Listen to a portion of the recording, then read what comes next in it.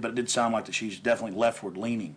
Then we get into the whole semantical debate about is there a left and a right, and to me there really isn't. There's the command and control on one end and anarchy on the other, and I want to be on the middle of the real spectrum.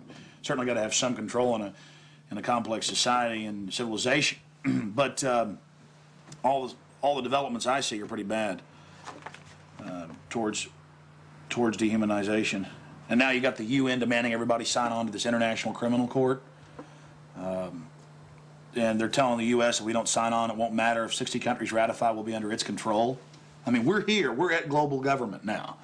When they're saying they're going to have some world court in the Netherlands that they'll take anybody they want to. These are the, in fact, I was reading some of the talks that they've given and they've released that the Bohemian Grove has discussed, and it's all population control, world courts. You're talking 20 years ago. So definitely some stuff's going on here that's pretty important. But is it the ultimate elitist retreat? I would imagine those we don't even know the names of. This is probably just one more steering committee where they bring in a lot of underlings and high-level corporate chieftains that really aren't the upper top echelon, make them feel important, and then implement some type of strategy. From the stories I've read and things that happen, I mean, it is pretty well documented that people run around naked, they have orgies, they go into town and have orgies, and these are world leaders. We got a serious problem with that. Just by the very nature of how this, to me, Bohemian Grove is probably a way to compromise people. You want to be in the New World Order Club, it's like a big kid fraternity. And just like in fraternities, you have to do weird things. Here, you probably do weird things. But I got a problem with governors and presidents and prime ministers and corporate chieftains running around and doing this when they have so much power over what happens in the public domain.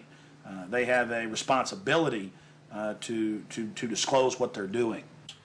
So I think it is important, like you were saying, to somehow try to maintain some security and not be way out in the open, because they'll call in a bunch of security. I hear like he often is. I hear he really enjoys himself here. I think Henry Kissinger will be here. Yeah. Well, if I got a stink detector, we'll be able to find out where he's at. I was like, everything evil you can imagine, Kissinger's always involved in it. Isn't he a Republican, though? I'm not a Republican. That's the point I keep making. This whole Democrat-Republican deal is a complete... People always go back to that, though. Probably like in your country, you've got Labor and you've got the Tories over there, and it's all the same people behind closed doors. It's just a big joke.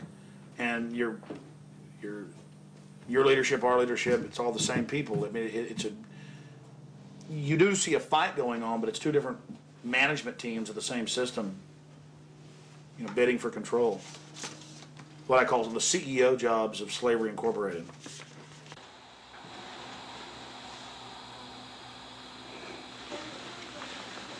Do you worry for Alex, Violet?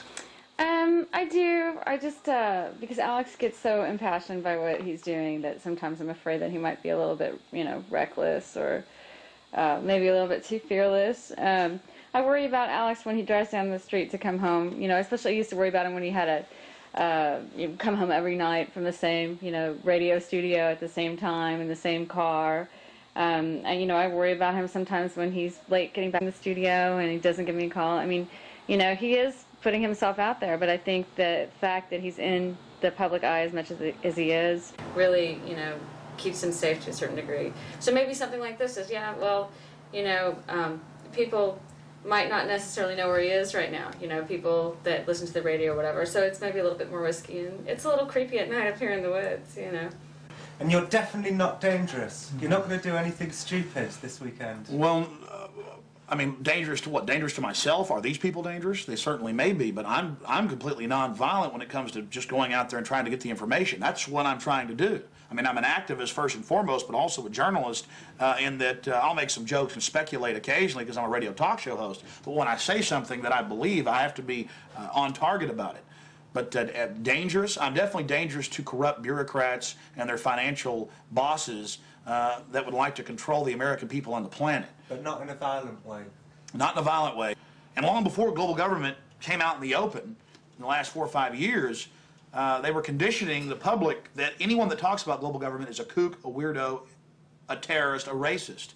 And now they're out on the nightly news saying global government's here, you better accept it, we're getting rid of juries all across the planet. The IMF, the World Bank, basically runs things now. The WTO decides what you can buy and sell and trade on the international market. But see, they've preconditioned us that it doesn't exist. They've preconditioned us that anybody that talks about this stuff and who is against it is a kook or a racist because it doesn't exist. And then everybody's decided, well, I'm going to be culturally cool. I want to be in style. I want to be accepted. So even when they're hearing the news admit it and tell us how great it is, they've already pre-positioned it psychologically that it's not acceptable, it's not kosher to discuss it. Do you see the tactic they're using there? Mm-hmm. 5 years ago, I would laugh when I heard about black helicopters. I would say, I'm about taxes, I'm about corruption, I'm about getting local control back, I'm about states' rights, everything's coming under federal control. I was pretty mainstream, what you'd call so-called conservative. Then I saw the light when black helicopters started going into North Carolina. I started going into Florida. They fired into an all-night restaurant in Miami, just training, firing bullets into a place where people were eating. They started burning buildings. Police chiefs started throwing them out of their towns, San Antonio. All this started happening, and I said, whoa, this is real. And then I realized that I was preconditioned, even as a so-called conservative person who understood that the media lied. I didn't realize how thick the propaganda was. That they preconditioned us before they release something on us, that it, number one, doesn't exist in our minds with classic doublethink, but then it can re-exist at the same time if they say it does and it's good. So it's literally George Orwell's doublethink. And one has to have it to stay sane in this world. Well, I refuse to be a part of it. I mean, the news every day, black helicopters are a joke, they're stupid, the culture, commercials, movies. At the same time, almost every month in this country, they're attacking and terrorizing some town with burning buildings and terror. And I don't want to be part of their sick control freak system. I don't like these degenerate, inbred, New World Order crowd people. They're not going to run my life. They're not going to control me. And I'm going to try to expose them. And I think we've had some success doing that. Oh, look how pretty it is. Uh-huh, sure is pretty. Mike, you enjoying yourself? A lot less spooky during the daytime. It's all foggy. Now we're going to take our British friends down into the forest a little bit later tonight. Let them gallivant in the werewolf-ridden woods. Joking, of course. They'll have me on there. Alex Jones, radio talk show host, believes werewolves infest Northern California. They've been seen dancing with grizzly bears. Small pixies have been even witnessed playing violins for George Bush. Don't know what to make of what's going to happen. I can't even begin to imagine what we're going to discover when I infiltrate tomorrow and try to get the cremation of care. We're very close to the gateway to Bohemian Grove now. The first set of gates and security. They have a small guard check at the front, and then they have a larger second one. Not a through road. Get a shot of that.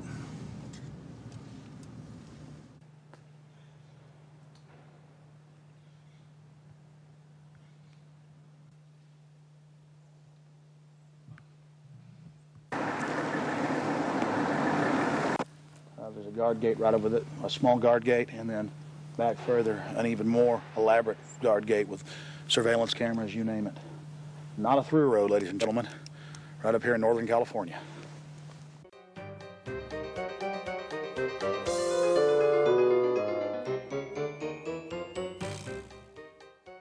How you doing, sir? Okay. Camp Meeker? Yeah. Oh, I'm Alex Jones. I make documentaries.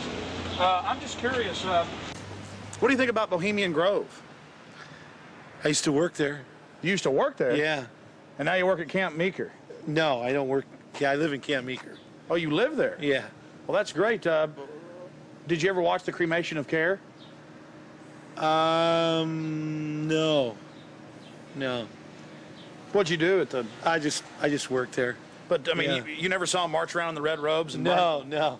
Oh, really? That doesn't go on? But yeah, I get it. Okay. Thanks.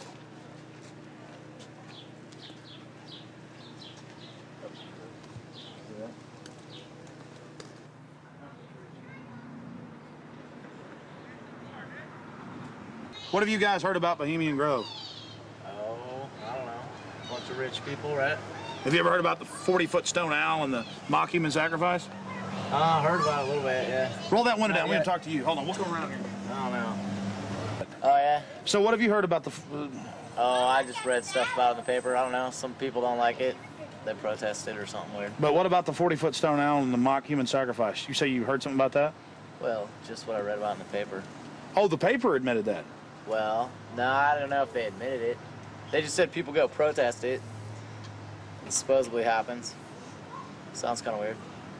Does sound weird to me. Yeah. Why you guys? What are you guys doing? This TV show or something? We're just having fun. Oh yeah. This town isn't like Children of the Corn or anything, is it? Oh no, nothing like that. I'm sure. I don't know though. Supposedly lots of people go there. Some kind of weird event. I don't know. You guys know anything about it? You don't.